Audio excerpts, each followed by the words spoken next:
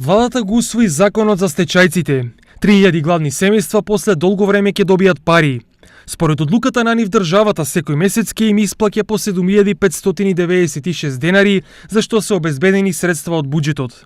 Предлог законот од владата доби зелено светло доцна синоќа на владина седница, а истиот предвидува да се опфатат невработени лица на кои им престанал работниот однос во предпријатијата со доминантна собственост на државата после 1 јануари 1995 година, а заклучно со 31 декември 2016 година.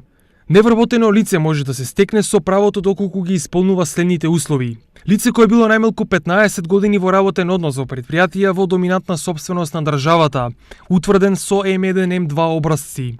Му престанал работниот однос во предпријатие со доминантна собственост на државата по основ на стечај, ликвидација или технолошки вишок. На денот на влегувањето во сила на овој закон да е на возраст од најмалку 52 години за жена, односно 55 години за маж. Работниот однос да му престанал заклучно со 31 декември 2016 година.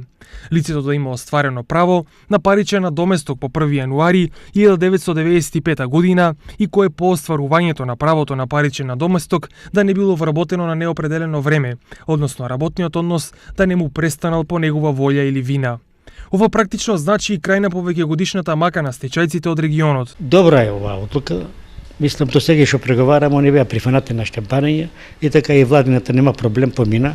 Се очекуваме собраниска процедура. Оште биде имаме не 305, се меѓутоа на 40 ше врнати тие и што се платили, што не се враќат и околу 320 ќе спаднат. Ние до петок имаме оште на средба со Царовска, со Мила и министерката и ќе го согласиме дека некои работи.